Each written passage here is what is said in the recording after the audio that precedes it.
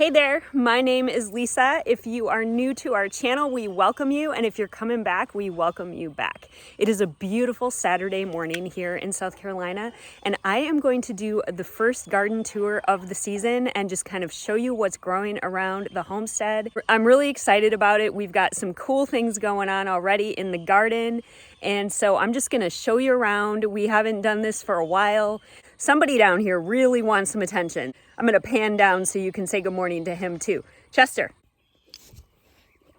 Chester is very excited about our garden tour too. He's trying to get my garden gloves. Good morning, sweet boy. Good morning. You want to help, huh? Speaking of Chester, as we go up to the garden, he has been up to some shenanigans. He's got this hole dug under my fence, so we're gonna have to fill that in. Not awesome. All right, I'm gonna give you a pano of the garden.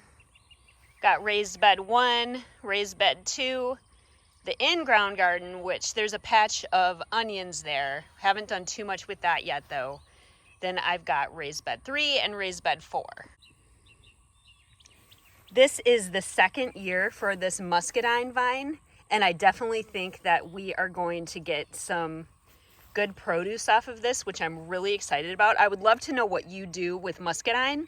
Let me know in the comments what you do, because we're definitely gonna have a lot. This isn't even the only one, but I love how pretty it is winding around this fence. So now I'm gonna show you what happens when you work full-time and you don't have time to cage your tomatoes and they grow into a jungle. It's pretty cool, but I have to get them caged.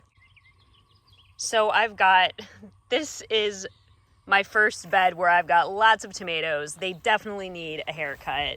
I love this trellis that I got from Aldi. I wish I would have bought like 6 of them. I only bought 2.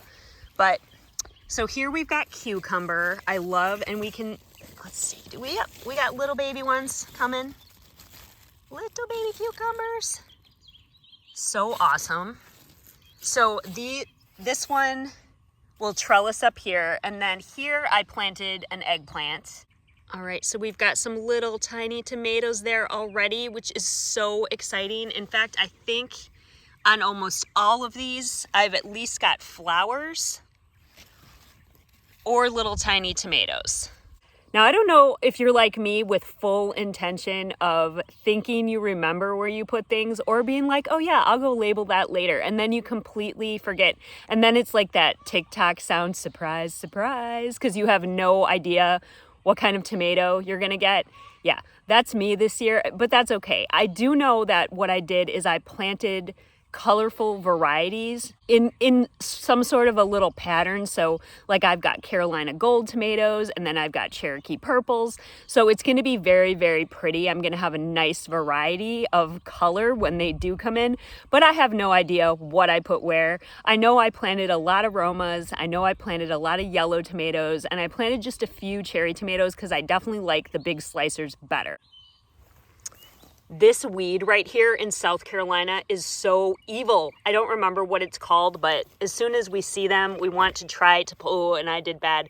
You want to, whenever you pull something out of your garden, you want to try to get the entire root. I just pulled the top of that, so now I'm gonna have to dig it out.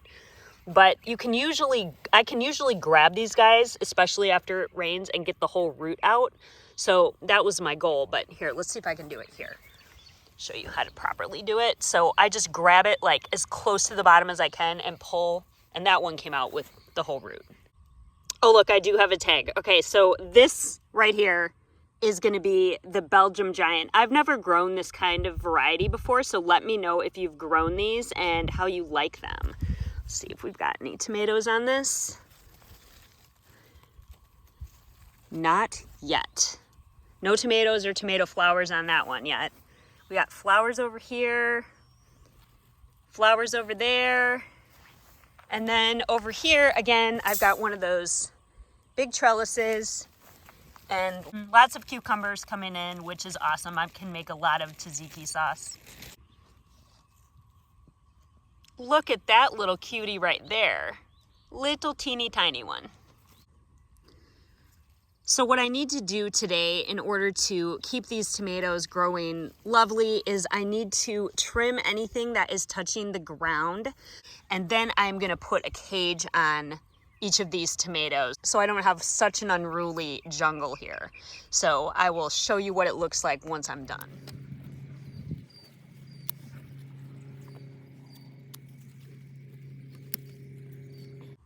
See that little mushroom down there? That is a nice sign that my soil is nice and moist, and we had a lot of rain, and that's why I've got such beautiful green, lush looking vegetables here. See how this cucumber vine is trailing out to the side? I want to get it and bring it up here and get it to kind of hook over this trellis to train it to go. I want it growing up this trellis. So I just want to move it and hopefully it'll stay there. The wind blew it back, but I want it to stay up and go up that trellis. Okay, look, I did label something else, Carolina Gold, and I love these tomatoes. Look, I've got 3 of them growing already. I'm so excited. This is such a gorgeous tomato. I made a beautiful tomato pie last year, and these tomatoes were an integral part of it. All right, so I got 4 of these tomatoes caged, and they look much better. Got all of the leaves touching the ground trimmed.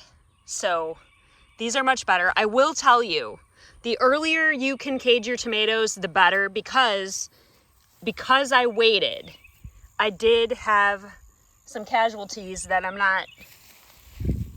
not great. I don't see where they are now, but anyway, some of these broke when I caged them and they had flowers, so that means I lost some tomatoes. So lesson learned, try to cage your tomatoes as early as possible, and then you won't have so much breakage. But I'm excited. I've definitely got tomatoes growing, so I need to get the rest of these caged up. In this bed over here, I companion planted marigolds because they're really good for pest control. And I've got some more tomatoes over here. I did some cherry tomatoes in this bed. I've got some nice flowers coming along. There's an eggplant, more flowers, another marigold, and more flowers. So this bed's looking really good as well. Another eggplant. Here are my onions. What I'm waiting for before I harvest these is you want them to droop over like this. Then you'll know that they're ready, but I think we can can't really see them too well because they're buried pretty deep down there, but I was hoping I could show you the top of an onion, but I don't want to mess with them too much. This is my pepper bed. So I've got some zinnias here that I companion planted with my peppers. I've got all kinds of different peppers, and you can see the little babies are coming.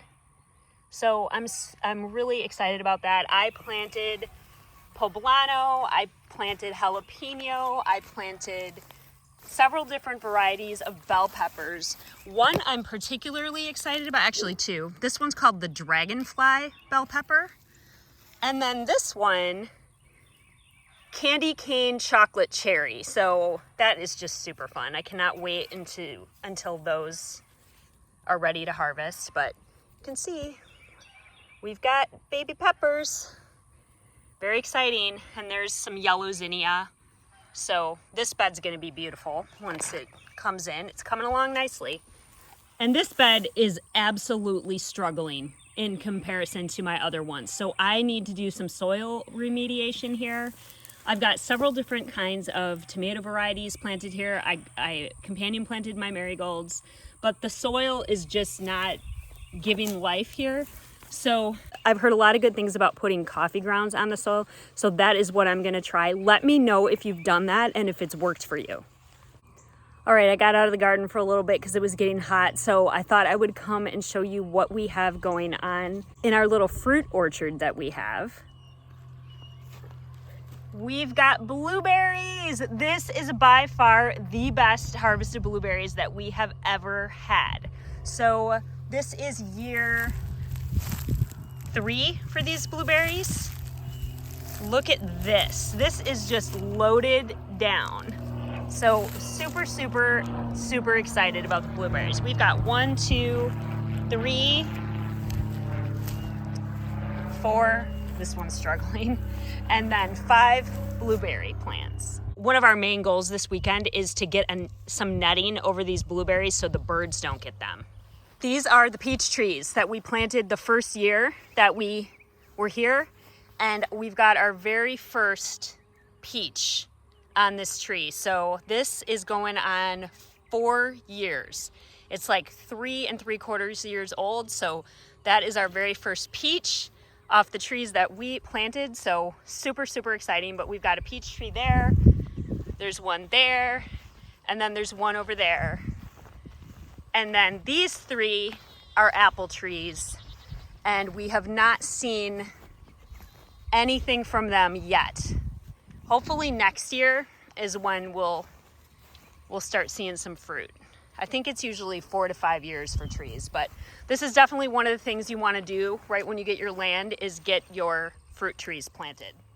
And then, like I said, in the garden, we've got more muscadine. So we've got 1, 2, 3 out here. We really need to build some kind of a fence or something for these to trellis up because it'll look really pretty and they'll grow better. So we need to do that.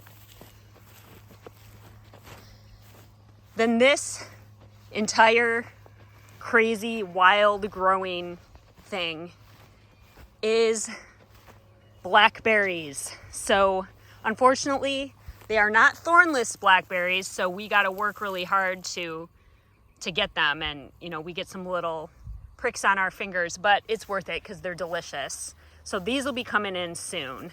And this is a baby citrus tree. So this is the 2nd year for it. So we're not expecting fruit yet. In addition to all of those blackberries we have back there, back over by the fruit orchard, we've got some growing right up here by the house, which is really fun for just a quick little snack. Huh, Chester? I thought my lemon tree died because the freeze got it, but it is bouncing back beautifully, thank goodness. And then this is exciting. This is the first time that I have had strawberries. So not too many, but they're coming along. Hey, it's the same day, just later in the afternoon, and I wanted to show you what else I am going to be doing as far as planting things in the near future, probably tomorrow actually. I've got this straight neck squash here that is just about to be bursting with flowers, and I love to make some fried squash blossoms, so I put them in my air fryer so they're healthier, but they're really, really good.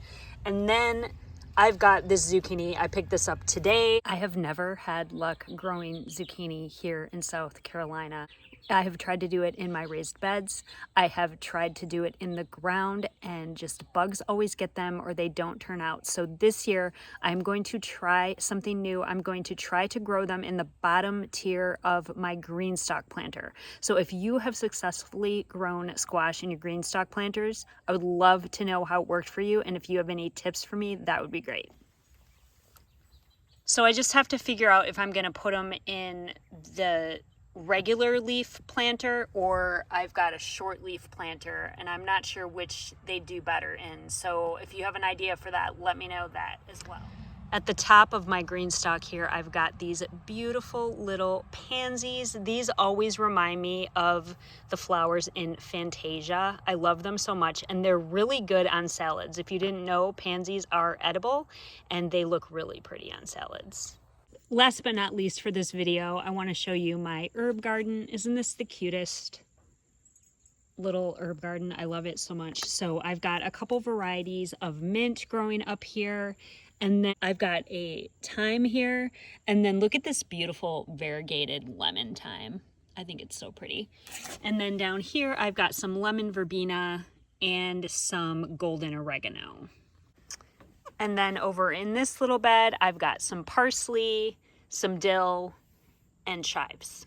So I will definitely keep you posted as to how things are growing and give you all the updates. I would love to hear what you have growing in your garden. And thank you for hanging out with me today.